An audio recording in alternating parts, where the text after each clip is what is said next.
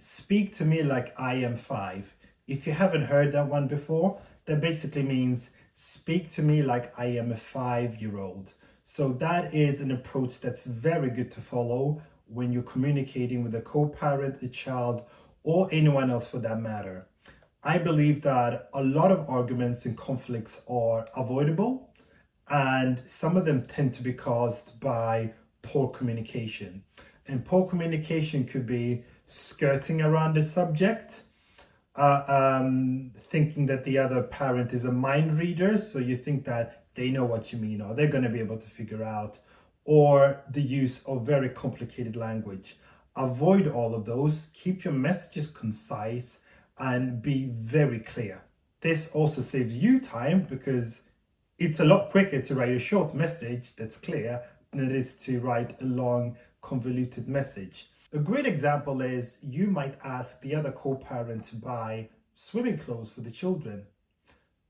Then they go off and they buy shorts for the son.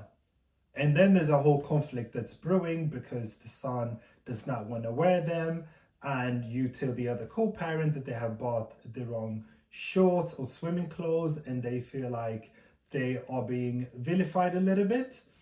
And a better approach would have been to say, hey, our son needs new swimming clothes. He doesn't like shorts because he finds the knitting inside uncomfortable. Can you buy them long-sleeved swimming clothes? And that's it. Just by telling them explicitly what they need to buy, that makes a huge difference, because they might not be aware that your son doesn't like the knitting inside the shorts. So don't assume that everyone is a mind reader and that we all know everything, because as parents, we are busy.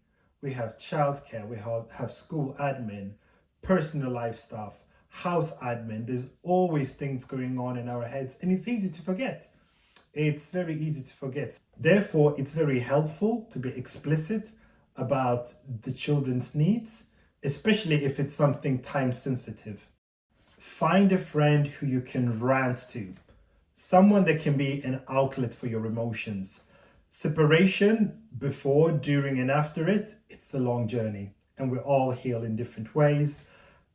Emotions, they come in waves. Some days you'll be happy, other days you'll be sad. But the worst you can do is to bottle up those emotions. So you need a friend whom you can rant to, whom you can vent to any time of day, and they simply won't judge you, because it's much better to rant to a friend than it is to do so towards the other co-parent or your children, all sorts of services. Stick to written communication. You might be super amicable now, but things could change. You cannot control what the other co-parent will be like in a year's time, 3 years' time, or 4 years' time. But what you can control is your own communication and keeping that to written mediums like email or text messages. This means that it's a lot harder for someone to lie, backtrack on what they've said, or to say that they didn't receive certain correspondence. And this is quite crucial, because if you end up in court again, the court makes decisions based on evidence. And therefore, if you can't prove something, then it might be very difficult for you to successfully argue for something. But if you have evidence, it's as simple as attaching it to your statement, and it will speak for itself. So stick to written communication. Another benefit of written communication is that you have something to go back to if you have forgotten what you said or what's been discussed, etc. Because you could be discussing something with the other parent, and you might be doing so right before you're about to start work. And then a week later, you need to go back to it, but you completely forgot what you said or what the other party said. But at least if you have it written down, you can get back to it in your own time without any stress or pressure. So that is why written communication is good. And avoid having discussions at handover, because at handover, that's the time to focus on the child, because the child will be either happy to see either of you or be a little bit anxious. So that is not the time to start discussing things that will be easily forgotten whilst you're trying to get the child dressed, hand over clothes, or pack stuff up. And also, discussions can get a little bit heated, and therefore you don't want to have them in front of a child. So it's much better to discuss things related to a child before handover or after handover. Obviously, occasionally there might be a little bit of small talk here and there, but don't save conversations for handover time. Understandably, some things are a lot easier to discuss in person rather than exchanging text messages back and forth about 10 or 15 times each. And also some things are better to discuss in person because we need to read the other person's body language and we need to speak in shorter sentences, and makes just a lot more sense to speak in person or over the phone. You can also do that. The only recommendation that I have is to then follow up with an email afterwards or text message to say, hey, we discussed, etc., etc. This is what's agreed and these are the action points. And this is quite important to do, especially if it's related to important matters like school, medical, travel, or packing, and things like that. It's much better to have a follow-up email about it, and that will ensure that everything that was discussed is then agreed to.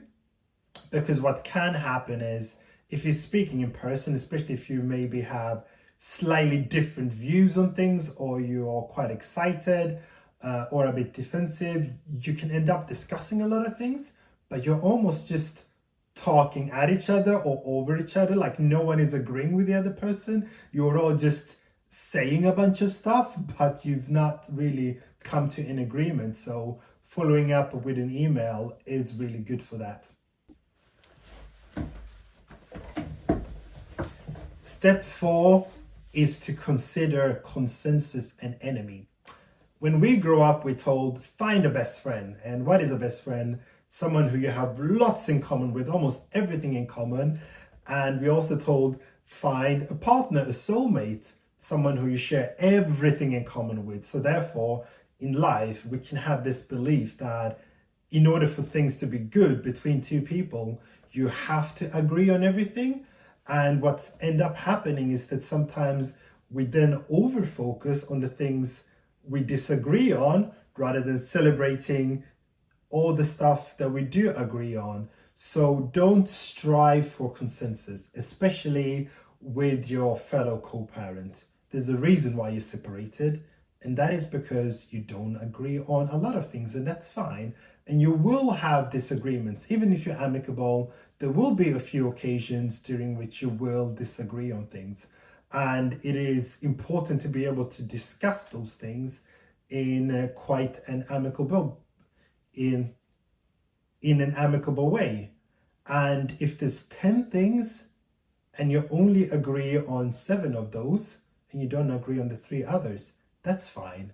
And likewise, if there are 10 things and you only agree on 3 instead of 7, then that's okay, especially if the 3 are that you agree on handover time, where the child should go to school, and that you agree on having a joint party together for your child. That's fine as well. You don't have to agree on everything. So do expect a few debates to happen every now and then, but don't use them as an excuse for emotion to flare up or for you to think, oh, hey, you see, that person, they're absolutely awful. Disagreements are normal, and sometimes they're good for a child. It is good to have parents to have different views on things. So focus on celebrating what you agree on, not on what you disagree on. Be intentional. And that means to be explicit in your communication. So when you're communicating, think about, why are you sending them a message? Is the message to inform them about something? Is it to ask for their opinion? Or is it to ask them to do something? So always think about that first, because that's going to guide the success of your message, whether or not it's been understood. So sometimes we need to ask the other person for a request, and we might feel a little bit awkward about it because we think they are going to look at us as someone who's trying to boss them around or tell them what to do. And a lot of people don't like being told what to do, especially from an ex. So if you're going to ask someone something to do, the best thing is to start by saying what you will do or what you have already done. That means that you're less likely to look like a lazy person who's just bossing someone else around, but always start by saying what you will or what you have done. And then state it very clearly what you would like them to do. So if it's 3 or 4 things, instead of putting them in a paragraph, put them in bullet points as well, because that will also help you read the message and confirm whether you've written everything down that's important. And with those actions, be brief. You might want to explain why, but keep those explanations very short instead of it being like a long essay. And you might also say, these are just my ideas. What do you think? And that offers that person a choice. It means that they don't feel boxed in by either having to say no and come across like they're not cooperative, or saying yes and giving in to what you're saying. But if you say, what do you think? Let me know what you think. Then it also puts them in control, and it means that you are both moving forward together, and it also encourages them to think about what you're asking and to invest some effort into it, rather than it's just being your work. And then if you go ahead with your recommendations, then that person's going to say, oh, well, you said we should do this, blah, blah, blah, it went wrong, it's your fault. But if you ask them, what do you think? Then that means that they are equally accountable as well. If you ask for their opinion, that means that, furthermore, if you ask for their opinion, they're more likely to reply. And by replying, it means that they have formally acknowledged your message, versus if you just ask them a bunch of questions straight and it's all ignored. So acknowledgement is important. And if you have a request, where possible, a date as well, and say, hey, can this be done by this specific date? And then halfway to that date, you can also check in with them to see, hey, how are you getting on? Do you need any help? Or here is what I have found. And that just keeps the conversation going. And it also minimizes the risk of you then approaching the person on the due date and then them having potentially not started. You get upset or angry. So at least checking with them halfway through ensures that things are moving forward, and that where possible, you can help. Kindness goes a long way. It is understandable that some of you have a very bad history with your exes and want nothing to do with them. That is absolutely all right. But it's worth saying that things can always get worse, but they can also get better. I think approximately 70% of child arrangement orders are concluded at dispute resolution appointment or before. So that means that a lot of parents don't actually go to a final hearing, despite being incredibly amicable in the beginning. But throughout the months and the different hearings, the temperature of their emotions go down and they learn to become a bit more amicable. And one way to encourage amicability is kindness. And kindness doesn't mean forgiving or playing happy family, but it can just be doing a few positive actions that benefit you and the children and the other parent. Negative emotions and action expand a lot more energy than positive actions. So like therefore, it's much better to do something small and positive than spend a whole week thinking negative thoughts about your ex 2 or 3 hours a day. And positive actions don't always need to be corny or awkward. It can just be like thanking the other person for buying certain clothes for a child, or saying that the kid's hair looked great, or to exchange Father's and Mother's Day cards. And other indirect actions could be just speaking to the other parent at drop off, just like have a quick small chat with the child. And the kids love it. The kids love when both parents are together. It makes a huge difference to them. So if you can do that, even for 5 or 10 minutes every year, then that will really benefit the child, because if you are acrimonious, they pick up on that energy. They really pick up on it. So if possible, you can just have a little bit of a chat here and there, or you can even have a play date in the park, or you can even have a play date in the park just once a year. It doesn't even need to be that long, even for like 10 or 15 minutes. And play parks are great because they're nice and spaced out, and it means that you're not in your face. And it could also be a play date with other parents there as well, so then you don't feel forced to just speak to the other parent, but everyone can just move around a little bit freely, have a little bit of chat here and there, and just be in each other's presence.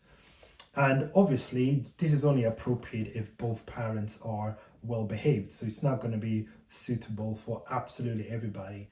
And some parents might feel a bit territorial or worry that if the play date happens during their time with the child, then the child might cling on to the other parent and cry, etc. That can happen, but also some of those things are or behaviors that younger children are more prone to, but that eventually goes away as your kids get older. And it doesn't mean a bad thing, but they will still remember that like several months, a year later, like I was in a play park with both parents. And a few other actions could also be every now and then sharing a picture of what you're doing with the kids.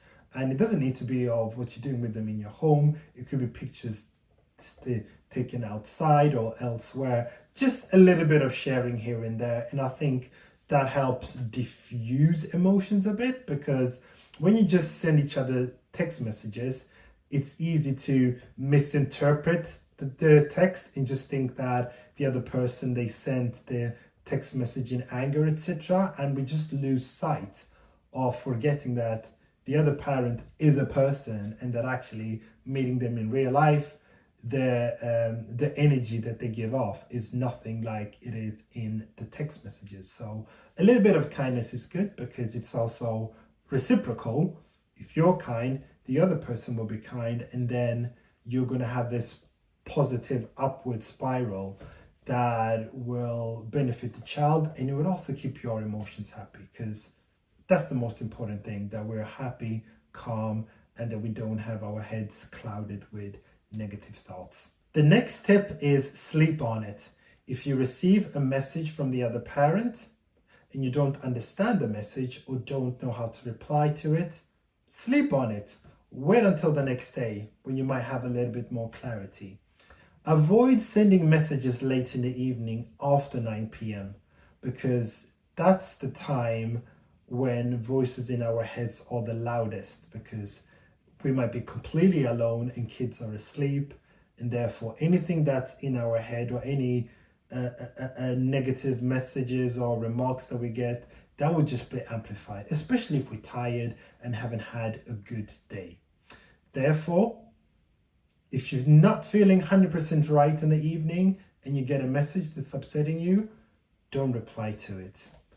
Wait until the next morning, where you might read it again and you might interpret it a little bit better. And you might also have had an opportunity to speak to a friend and ask them, hey, I got this message. What do you make of it? Am I overreacting? Am I not overreacting? Because in the evening, you might end up sending a snappy remark that end up escalating things, or you might send a message that is out of character. The other parent, they might be acrimonious and send messages that are a bit snarky and negative, but don't let yourself sink to their level. The whole point of separating is to find peace of mind.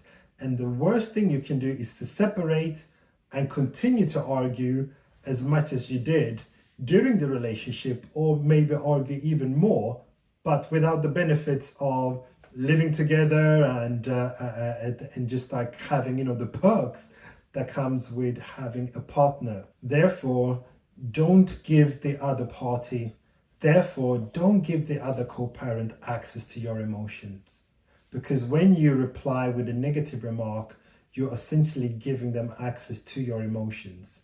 And that's going to be bad for you, but great for them, especially if they want to hurt you or bring you down to their level.